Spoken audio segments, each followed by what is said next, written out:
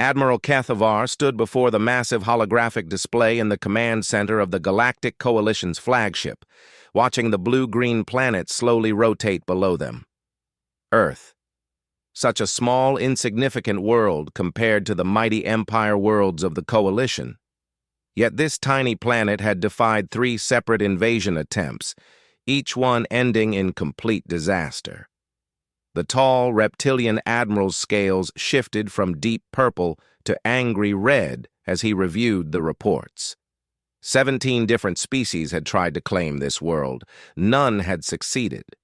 Most had lost entire fleets. The humans, as they called themselves, had somehow repelled every attack with primitive weapons and tactics that should have been laughably ineffective against advanced galactic technology. "General Vorthak," Kethavar called to his second-in-command, a massive insectoid warrior whose 4 arms could crush steel. "What do our scouts tell us about the human military capabilities?" Vorthak's compound eyes glittered as he accessed his datapad. "Their technology is primitive, Admiral. They still use chemical propellants for their weapons and rely on metal projectiles. Their fastest ships barely reach escape velocity. By all calculations, a single coalition cruiser should be able to conquer their entire planet in standard hours." "Yet here we are, planning our 4th attempt," Kethavar muttered, his claws tapping against the command console. "Tell me about their population centers. Surely we can simply target their major cities and force surrender." "That was the strategy used by the Zephyrian Empire 3 cycles ago," Vorthak replied, pulling up tactical displays. "They launched precision strikes against 12 major human cities. The humans responded by disappearing. They abandoned their urban centers and melted into the wilderness areas. When Zephyrian ground forces landed to establish control, they found empty cities and endless guerrilla warfare from the forests and mountains." Kethavar's tail lashed in frustration. Every species the Coalition had ever conquered followed predictable patterns. Destroy their military, capture their leaders, control their population centers, and resistance crumbled within days. But humans seemed to operate by completely different rules. "What about the Krillian assault?" he asked, referring to the most recent failed invasion. "The Krillians attempted to use biological warfare," Vorthak said grimly. "They released 3 different engineered plagues designed to be lethal to human physiology. The humans not only developed countermeasures within weeks, but somehow modified the plagues and sent them back. The Krillian homeworld is still under quarantine." Admiral Kethavar studied the rotating planet below. Somewhere down there, among those swirling clouds and vast continents, lived a species that had become the nightmare of every military strategist in the galaxy. Not because they were particularly advanced or powerful, but because they were utterly unpredictable. "Sir," came a voice from the communications station, "we're receiving a transmission from the human planet." "Put it through," Kethavar ordered. The holographic display shifted to show a human female in what appeared to be a military uniform. She had short brown hair and steady green eyes that seemed to look directly at the Admiral, despite the vast distance between them. "This is General Sarah Chen of the United Earth Defense Force," the human said in clear galactic standard. "I understand you're the 4th group planning to invade our world. I thought I'd save everyone some time and make you an offer." Kethavar exchanged glances with Vorthak. No conquered species had ever addressed their invaders so casually. "I am Admiral Kethavar of the Galactic Coalition," he replied. "State your terms for surrender." The human actually smiled. "Oh, I'm not offering to surrender. I'm offering you a chance to leave peacefully before you make the same mistakes as the others. See, we've been studying your previous invasion attempts, and frankly, we're getting tired of cleaning up the mess afterward." "You dare threaten the Coalition?" Kethavar's voice rose to a roar that echoed through the command center. "I'm not threatening anyone," General Chen said calmly. "I'm offering friendly advice. Your scouts have been studying our cities and military bases. But they haven't been studying the right things. Earth isn't like other worlds you've conquered. We don't fight the way you expect us to fight. Vorthak stepped forward.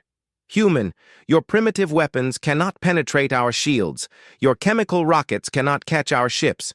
Your entire military force combined possesses less firepower than a single coalition destroyer. That's absolutely correct, Chen agreed, which is exactly why we don't fight that kind of war.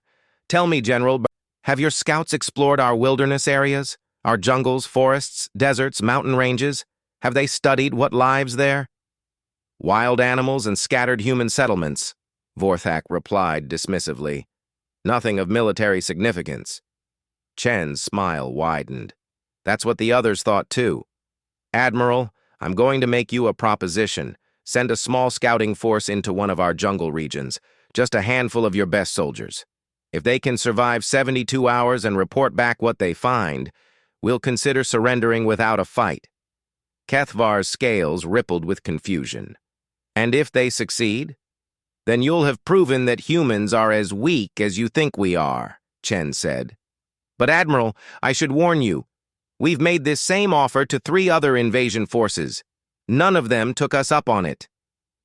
They were all too confident in their superior technology to bother with what they saw as a meaningless test. The transmission ended, leaving the command center in stunned silence. Kethvar stared at the now empty holographic display, his mind racing. Every tactical instinct told him this was some kind of trap. But what could a handful of humans with primitive weapons do against elite coalition forces? Sir, Vorthak said carefully, this is obviously a trick of some kind. We should proceed with the standard invasion protocol. Perhaps, Kethvar mused, but consider this. What if understanding their tactics could give us the key to finally conquering this world? Every other invasion failed because they underestimated human capabilities. What if we're the first to take them seriously enough to learn what they're actually capable of? He turned to face his tactical staff. Select 5 of our best soldiers, veterans with experience in wilderness warfare and first contact situations. Equip them with standard gear and full sensor packages. We're going to take the humans up on their offer. Sir, this could be extremely dangerous, his intelligence officer warned. If it's a trap, then we lose 5 soldiers instead of 5,000, Kethvar cut him off. And we gain intelligence that could save the entire invasion force. Besides, what could primitive humans possibly do to elite coalition soldiers that our technology cannot handle? 3 hours later, a small coalition shuttle descended through Earth's atmosphere toward a vast jungle region the humans called the Amazon Basin. Inside, 5 soldiers from different coalition species checked their weapons and equipment one final time. Squad leader Torx, a 7-foot-tall warrior from a high-gravity world, reviewed the mission parameters. 72 hours of jungle reconnaissance, identify human capabilities, and report back. Simple enough. Vask, the team's scout, was already studying his sensors. I'm detecting numerous human settlements scattered throughout the region, but they appear to be small and primitive. No advanced technology signatures. Remember, said their communications specialist, the humans claim this is some kind of test. Stay alert for ambushes or hidden weapon installations. The shuttle touched down in a clearing beside a muddy brown river. As the 5 soldiers disembarked, they were immediately struck by the oppressive heat and humidity. The jungle around them pulsed with strange sounds, bird calls, insect buzzes, and the distant splash of something large moving through water. Atmospheric conditions are hostile but manageable, reported Zin, their medic. High humidity, elevated temperature, numerous airborne microorganisms. Our environmental suits are compensating adequately. Squad leader Torx activated his long-range communications. Command, this is Recon Team Alpha. We have successfully landed and are beginning our reconnaissance mission. We'll report back in 24-hour intervals. The shuttle lifted off, leaving the 5 soldiers alone in the vast green maze of the Amazon rainforest. They began moving inland, following what appeared to be an animal trail through the dense vegetation. Their mission seemed straightforward enough: scout the area, identify any threats, and return to report what they'd found. None of them noticed the nearly invisible figures watching from the canopy above, or the subtle changes in the jungle sounds around them as word of their presence spread through networks of communication that had existed for thousands of years before the first galactic empire had ever formed. The real test was just beginning. Squad leader Torx wiped sweat from his scaled brow despite his environmental suit's cooling systems. They had been moving through the jungle for 18 hours, and something felt fundamentally wrong about their mission.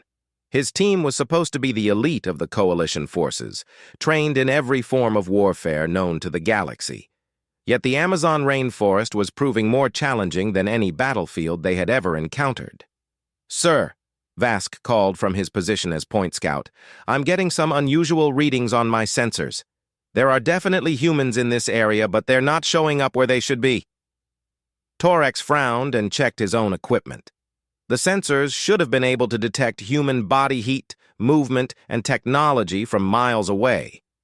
Instead, they were picking up scattered signatures that seemed to flicker in and out of existence.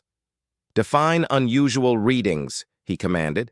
"Well, sir, according to my sensors, there are humans approximately 200 meters to our east, but when I scan that direction with thermal imaging, I see nothing.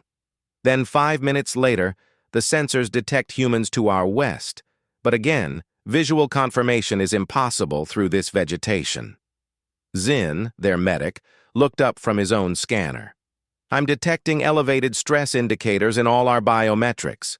Heart rate, neural activity, adrenaline production. We're all reacting to something, but I can't identify what's causing it." The jungle around them was alive with constant sound. Birds called from the canopy above.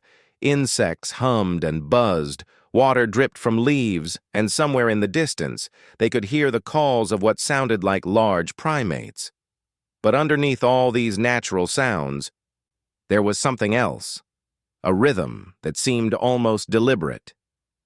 "Command, this is Recon Team Alpha reporting our first scheduled check-in," Torx spoke into his communicator. "We have successfully penetrated 12 kilometers into the target zone. No direct contact with human forces, but sensor readings suggest we are being observed." Admiral Kethvar's voice crackled through the speaker. "Understood, Alpha Team. Any signs of advanced human technology or defensive installations?" "Negative, sir. If there are humans in this area, they appear to be using extremely primitive equipment. We haven't detected any energy weapons, shields, or mechanized units."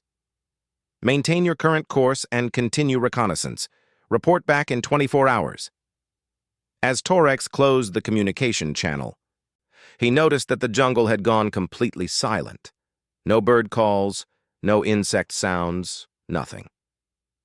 In his years of combat experience across dozens of worlds, he had learned that sudden silence in any environment usually meant immediate danger. "Defensive positions," he whispered to his team.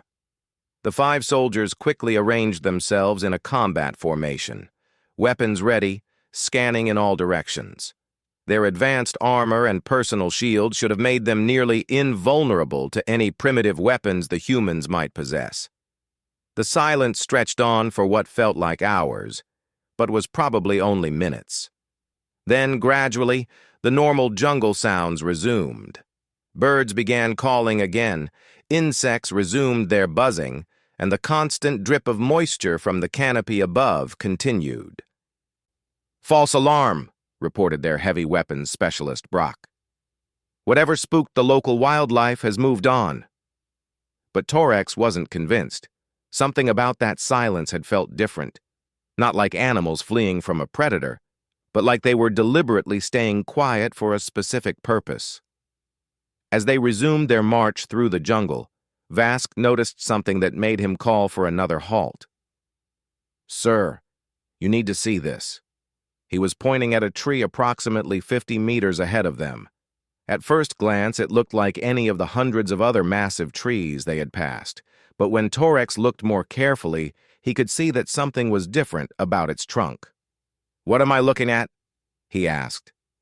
"Watch the thermal signatures," Vask replied, adjusting his scanner settings. On the thermal display, Torex could see the cool blue and green patterns that indicated the normal temperature of the tree trunk. But there was a warm, yellow-orange spot about 20 feet up that was clearly too hot to be part of the tree. "Human body heat," Zinn confirmed. "Someone is up there." "Could be a civilian taking shelter," Brack suggested, "or a lookout." Torex made a decision that, looking back, he would realize was his first major mistake. "We'll make contact. If it's a civilian, we can gather intelligence. If it's a scout, we need to neutralize the threat." He activated his suit's external speakers. "Human in the tree. This is Squad Leader Torex of the Galactic Coalition. Come down immediately for questioning." There was no response. The heat signature remained motionless. "I repeat, come down immediately, or we will consider you hostile." Still no response. Torex nodded to Brack, who raised his plasma rifle and fired a warning shot into the trunk of the tree just below the heat signature. The blast left a smoking crater in the wood, and should have been more than enough to convince any rational being to surrender. Instead, something completely unexpected happened. The heat signature simply vanished. Not like someone climbing down or falling. It just disappeared from their thermal sensors entirely. "Did he jump?" Vask asked, scanning the surrounding area frantically. "Impossible," Zinn replied, checking his own readings. "A fall from that height would have shown up on seismic sensors, and there's nowhere he could have gone that wouldn't show up on thermal." That was when they heard the sound. It started as a low whistle from somewhere in the canopy above them, but it wasn't coming from the tree they had been watching. It was coming from everywhere, dozens of different directions at once. The whistles were quickly joined by other sounds, clicking noises, bird calls that seemed somehow different from the natural ones they had been hearing, and what sounded like wooden instruments. Within minutes, the entire jungle around them was filled with a complex symphony of human-made sounds. "Sir," Vask's voice was tight with stress, "I'm now detecting human heat signatures in every direction. Dozens of them. They're in the trees, in the undergrowth. Some appear to be partially buried underground. We're completely surrounded." Torex felt a cold chill despite the tropical heat. "How many?" "I can't get an accurate count. The signatures keep moving and shifting, at least 50, possibly over 100. Brack laughed grimly. 100 humans with primitive weapons against 5 coalition soldiers in powered armor? They'll slaughter themselves trying to attack us." But Torex was beginning to understand that they had made a fundamental error in their assumptions about human capabilities. These weren't the humans from the cities that previous invasion forces had studied. These were something entirely different. The sounds in the jungle suddenly changed. The whistles and calls took on a different pattern, more organized, more purposeful. It sounded almost like military signals, but unlike any communication system in the Coalition's databases. "Sir," Zinn said urgently, "I'm detecting rapid movement all around us. Whatever they're planning to do, it's happening now." Torex raised his hand to signal for defensive positions, but before he could give the order, something struck his helmet with tremendous force. His heads-up display flickered and sparked, and he staggered backward. Looking up, he saw a wooden spear embedded in his helmet's armor plating. The tip hadn't penetrated his shields, but the impact had been strong enough to damage his external sensors. More importantly, the spear appeared to have been fired from directly above them, with enough force to crack military-grade composite armor. "Contact!" Brack shouted, raising his plasma rifle toward the canopy. But before he could fire, more spears began raining down from the trees. They came from every angle, fired by invisible attackers who seemed to know exactly where each member of the team was positioned. Most of the spears bounced harmlessly off their shields and armor, but the sheer volume of the attack was overwhelming. Then the arrows began. Unlike the spears, these were smaller, faster, and came in carefully coordinated volleys. Vask cried out as one found a gap in his armor plating and struck his shoulder. The wound wasn't serious, but it was the first time any of them had been injured by primitive human weapons. "These aren't random attacks," Torex shouted over the sound of projectiles striking their armor. "They know exactly where we are and how our equipment works. This is a coordinated military assault." Zin was frantically scanning the area around Vask's wound. "Sir, the arrow that hit him, it's not just wood and metal. There are chemical compounds on the tip that I don't recognize. Some kind of organic toxin." "I feel strange," Vask reported, his voice slurring slightly. "My coordination is off, and my vision is becoming blurry." The attack stopped as suddenly as it had begun. The jungle fell silent again, except for the labored breathing of the 5 coalition soldiers. They stood back to back in their defensive formation, weapons ready, but there were no targets to shoot at. Torex tried to reach command on his communicator, but found that his communications array had been damaged by the spear impact. "Communications are down," he reported to his team. "We need to reach the extraction point." But as they began to move, Vask collapsed. The unknown toxin on the arrow had affected his nervous system, and his legs could no longer support his weight even with his powered armor assistance. "We're not leaving him," Torex declared. Brack and Zin moved to help carry their wounded comrade, but as soon as they broke their defensive formation, the attacks resumed. This time, it wasn't spears and arrows. The humans had switched to a different tactic entirely. Nets began dropping from the trees, not ordinary nets, but ones that seemed to be specifically designed to tangle with their armor joints and weapon systems. The nets were followed by what appeared to be some kind of sticky organic compound that gummed up their suits' external sensors and targeting systems. "They're not trying to kill us," Zin realized with growing horror. "They're trying to capture us." Torex looked around at his team. Vask was unconscious from the toxin. Brack was fighting to free his weapon from one of the nets. Zin was struggling to see through the organic compound that had splashed across his visor. And somewhere in the jungle around them, an unknown number of humans with supposedly primitive weapons had just demonstrated that coalition military superiority was not as absolute as they had believed. The real test had only just begun. 72 hours after the coalition scouting team had entered the Amazon rainforest, Admiral Kethvar paced anxiously in the command center of his flagship. The team's last scheduled communication had been over 48 hours ago. All attempts to re-establish contact had failed. "Sir," reported the communications officer, "we're receiving a transmission from the surface. It's from the human general who contacted us before." Kethvar stopped pacing. "Put it through immediately." General Sarah Chen appeared on the holographic display, but this time she wasn't alone. Behind her stood a figure that made every being in the command center freeze in shock. It was Torex, the coalition squad leader, but something was terribly wrong with him. The proud warrior who had descended into the jungle 3 days ago was now barely recognizable. His armor had been completely removed, leaving him in a simple human-made cloth garment. But more horrifying than his nakedness was what had happened to his feet.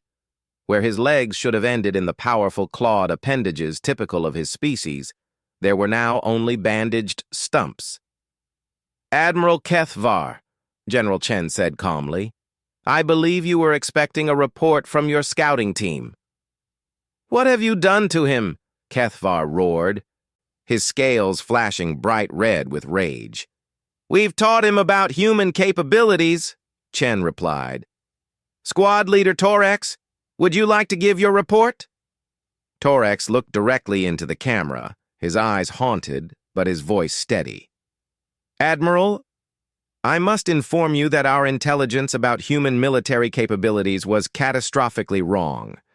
We are not dealing with primitive savages. We are dealing with something far more dangerous." "Explain yourself, soldier." Torex took a shaky breath. Sir, within 6 hours of entering their territory, we were completely surrounded by human forces using tactics and technologies we don't understand. They attacked us with weapons that seemed primitive, but were incredibly effective against our equipment. They used toxins that could penetrate our medical countermeasures. They employed environmental warfare techniques that turned the jungle itself into a weapon against us. Kethvar noticed that Torex was speaking in Galactic Standard, but there were several humans standing nearby who were clearly following every word of the conversation.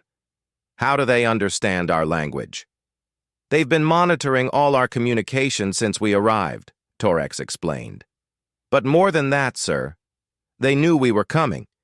They knew exactly when we would land, where we would land, and how many soldiers would be in our team. This wasn't a chance encounter. It was a carefully planned operation. General Chen stepped forward. Admiral, your soldier has been a guest of the Kayapo tribe for the past 3 days. They've been very educational for him. Would you like him to tell you what he learned? Kethvar's voice was deadly quiet. Continue your report, Torex. Sir, the humans in this region have been preparing for galactic invasion attempts for over 50 years. When the first coalition contact was made with Earth, they immediately began developing countermeasures for advanced alien technology. They studied the wreckage from previous failed invasions and reverse-engineered solutions to every advantage we thought we possessed. Torex gestured weakly toward the humans around him. These people can neutralize our shields using naturally occurring electrical phenomena. They can jam our communications with mineral compounds found in local plants. They can track our movements using biological sensors that our equipment doesn't even recognize as technology. Impossible, Vorthak interjected from his position next to the Admiral. Our technology is centuries ahead of anything they could possibly develop. One of the humans behind General Chen spoke up in perfect Galactic Standard. Your technology is advanced, but it's also predictable. You've become dependent on energy shields, electronic targeting systems, and long-range communications. Remove those advantages, and your soldiers are actually inferior to ours in almost every measurable way. Who is this human? Kethvar demanded. This is Dr. Maria Santos, Chen replied. She's an anthropologist who has been working with indigenous tribes to develop anti-alien warfare techniques. Dr. Santos, would you mind explaining your methodology?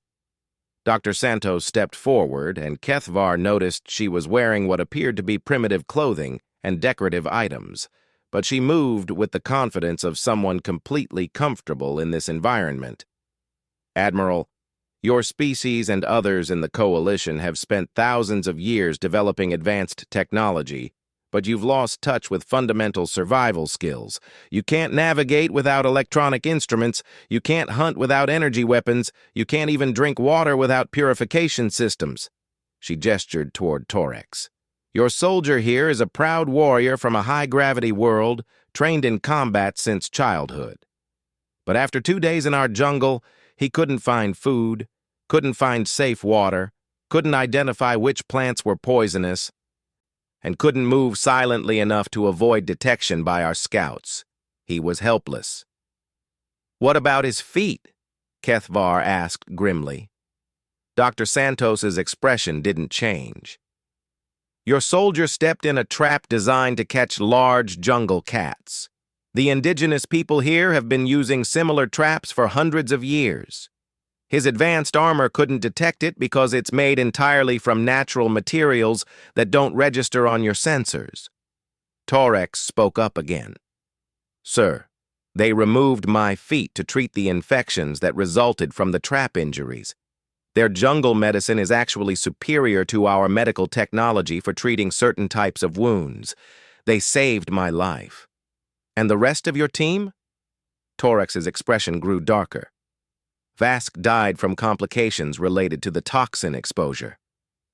Our medical systems couldn't identify or counteract a poison derived from local frog secretions. Brack and Zin are alive, but in similar condition to myself. They're being held at other tribal locations throughout the region. General Chen moved closer to the camera. Admiral, I want you to understand something important. The Amazon basin contains over 400 different indigenous tribes. Each one has spent the last 50 years preparing for exactly this scenario. They've developed specialized tactics for fighting technologically superior opponents. What happened to your soldiers wasn't an accident or a lucky break. It was the result of decades of careful planning and preparation. She paused to let that information sink in. And the Amazon is just one region of our planet. We have similar preparations in every major wilderness area on Earth. Mountains, deserts, forests, swamps. Everywhere your maps show primitive human settlements.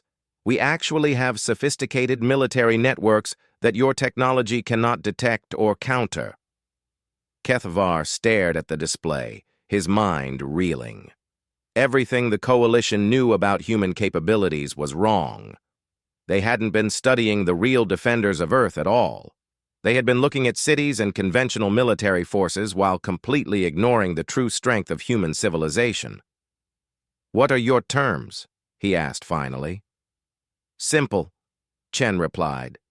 "Leave. Don't come back. Don't send other invasion forces. Don't attempt to establish contact for military purposes. Earth is not interested in joining your coalition, and we're not interested in being conquered. And if we refuse?" Dr. Santos smiled, and it was not a pleasant expression. "Admiral, your scout team never made it deeper than 12 kilometers into the Amazon. Earth has over 130 million square kilometers of land surface. If you proceed with an invasion, you won't just be fighting our conventional military forces. You'll be fighting thousands of indigenous tribes, mountain communities, desert nomads, forest dwellers, and rural populations who have all been preparing for this war for decades. More importantly," Chen added, "they'll be fighting on terrain they know intimately, using tactics your databases have never recorded, with weapons and techniques your sensors can't detect. Every jungle will become a trap. Every mountain pass will become an ambush site. Every river crossing will become a killing ground." Torex looked directly at his admiral.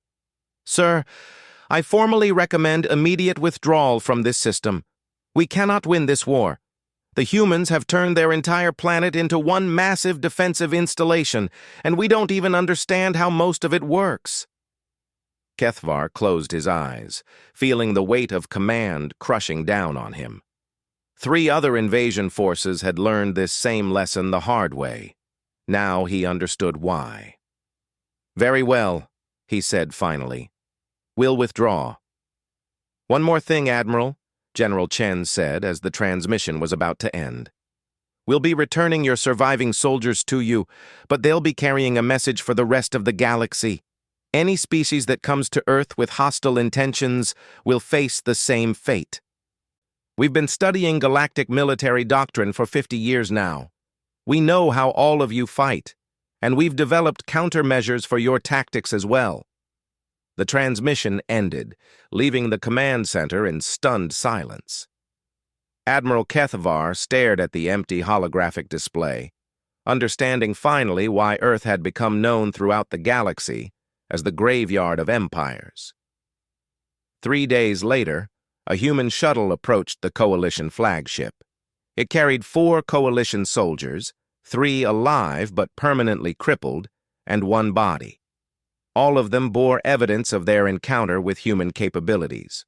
More importantly, each surviving soldier carried detailed reports about human defensive preparations that would terrify military strategists across the galaxy.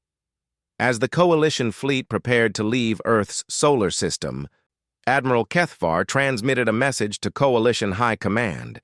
It was brief but devastating. "Earth is unconquerable. Recommend immediate classification as a quarantine world. Any species attempting invasion will face total destruction." The humans had sent a message to the galaxy, written in the blood and suffering of those who had underestimated them. Earth was not a primitive world waiting to be conquered. It was a fortress planet defended by the most dangerous warrior species the galaxy had ever encountered, not because of their technology, but because of their absolute refusal to surrender and their terrifying creativity in finding new ways to kill anything that threatened their home. The Coalition fleet jumped to hyperspace, carrying with them the knowledge that humanity had just changed the balance of power in the galaxy forever. Not through conquest or diplomacy, but through the simple, terrifying demonstration that some species are too dangerous to fight, no matter how advanced your technology might be.